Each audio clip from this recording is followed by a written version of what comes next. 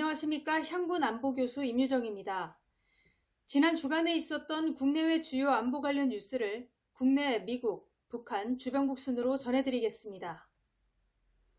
먼저 국내 관련 뉴스입니다. 합동참모본부는 1월 17일 북한이 오전 8시 50분경 평양시 순안 비행장 일대에서 북동쪽 동해상으로 탄도미사일 2발을 발사했다고 밝혔습니다. 이 미사일은 정점고도 42km를 찍고 380km를 날아가 무수단리 앞바다의 표적섬에 명중한 것으로 알려졌습니다. 북한 조선중앙통신은 18일 국방과학원과 제2경제위원회를 비롯한 각 기관의 계획에 따라 17일 전술유도탄 검수사격 시험이 진행됐다며 우리나라 서부지구에서 발사된 2발의 전술유도탄은 조선 동해상의 선 목표를 정밀 타격했다고 밝혀는 바 북한에 공개된 사진을 볼 때 북한의 에이테킴스로 파악되고 있으며 올 들어 4번째 도발이 되겠습니다. 청와대는 이날 도발과 관련해 서훈 국가안보실장 주재로 국가안전보장회의 상임위원회 긴급회의를 열고 매우 유감스러운 상황이라고 밝혔지만 이번에도 북한이 민감해하는 도발이라는 용어는 사용하지 않았습니다.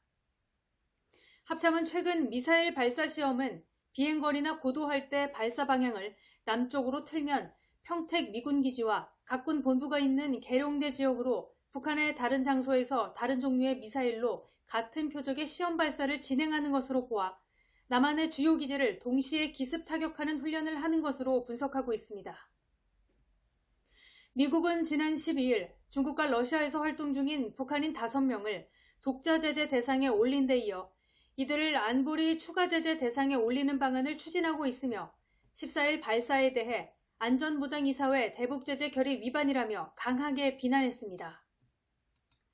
이에 대해 북한은 해당 기관의 계획에 따른 것으로 정치적 의도와는 선을 그으면서 단거리 탄도탄의 신속 배치와 정확성, 연발 능력 향상을 위한 시험 발사를 계속할 뜻을 비치며 바이든 정부의 첫 제재에 강대강으로 맞서는 모습입니다.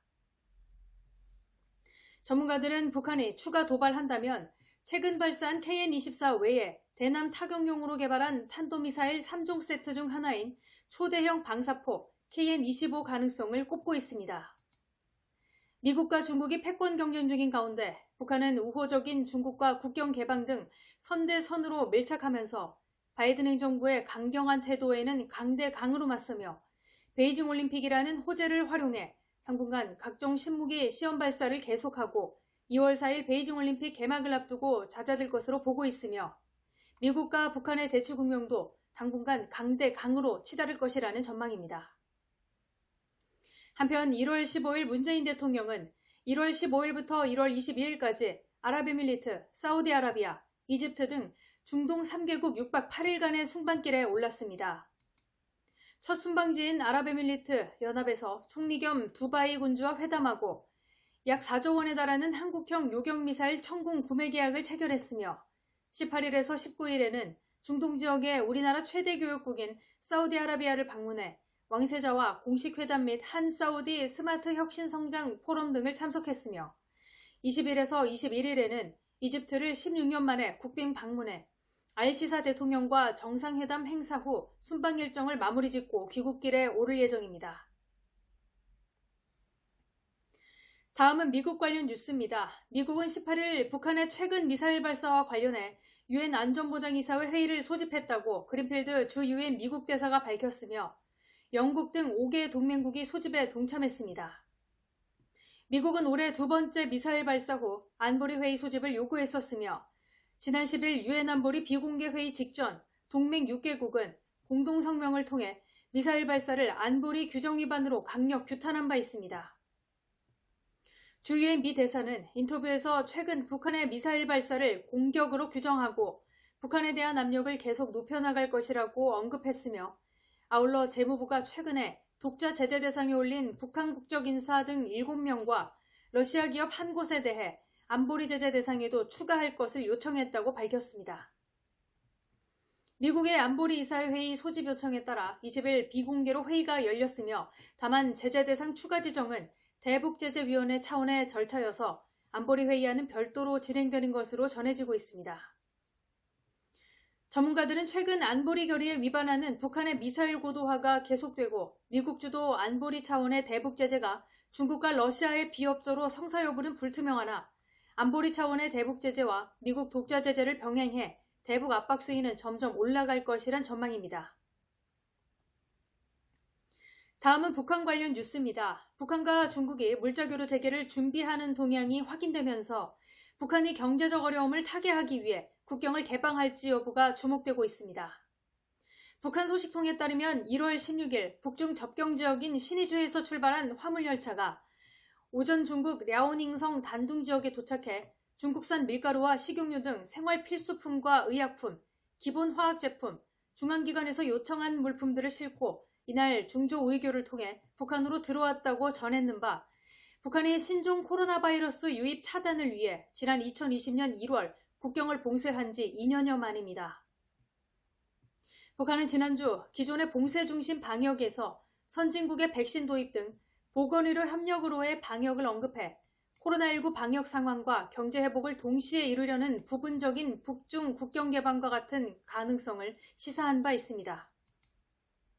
중국 외교부도 17일 감염병으로 한동안 중단됐던 북중 화물열차 운행이 양측의 우호적인 협상을 통해 단둥에서 신의주까지 재개됐으며 방역 안전을 확보하는 기초 위에서 정상적인 무역 왕래를 도울 계획이라고 밝혔습니다.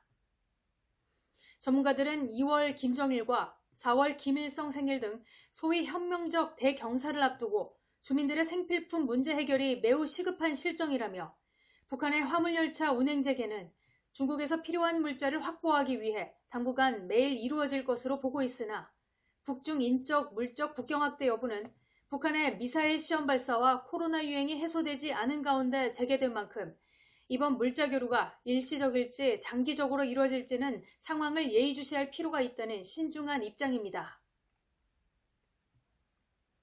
다음은 주변국 관련 뉴스입니다. 1월 18일 외신에 따르면 우크라이나를 둘러싼 서방 국가들과 러시아 간의 군사적 긴장이 일촉즉발의 위기 상황으로 치닫고 있는 가운데 미국과 러시아의 외교수장이 1월 21일 스위스 제네바에서 만나 우크라이나 사태에 관련해 논의한다고 밝혀 그 결과에 관심이 집중되고 있습니다.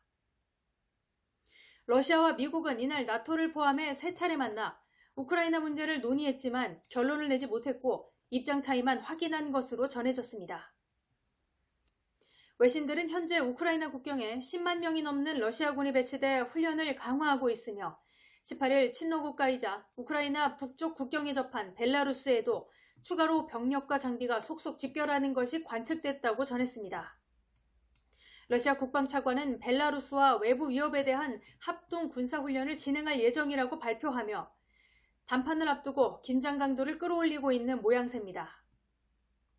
미국을 비롯한 서방 국가들은 우크라이나에 대한 추가적인 군사지원 방안 등 동맹국가의 관계 강화와 러시아와 독일 해저를 연결하는 가스관인 노르트스트림2 승인 지연, 세계금융에서 고립시키는 방안을 내놓으며 대러시아 압박 강도를 높이고 있습니다.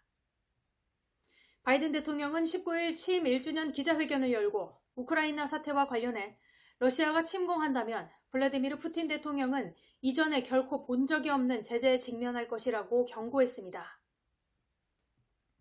미국은 이번 회담에서 긴장 완화를 위해 러시아의 즉각적인 철수를 요구할 것으로 보이며 러시아는 우크라이나 및 서방 인접국가의 나토 가입 금지를 요구하며 서방의 안전보장 확약을 재차 강조할 것으로 보입니다. 전문가들은 이번 회담이 3차례의 결렬 후 외교적 해법을 찾기 위해 진행되는 만큼 일단 숨고르기를 할 시간을 갖게 됐으나 평행선을 달리고 있는 러시아와 미국이 외교적 합의점을 도출하는 데는 부정적으로 보고 있으며 해결책을 찾아 군사적 긴장 해소 상황으로 갈지 긴장이 격화될지는 이번 회담의 분수령이 될 것으로 주목하고 있습니다. 이상으로 향군 주간안보 뉴스를 마치겠습니다. 감사합니다.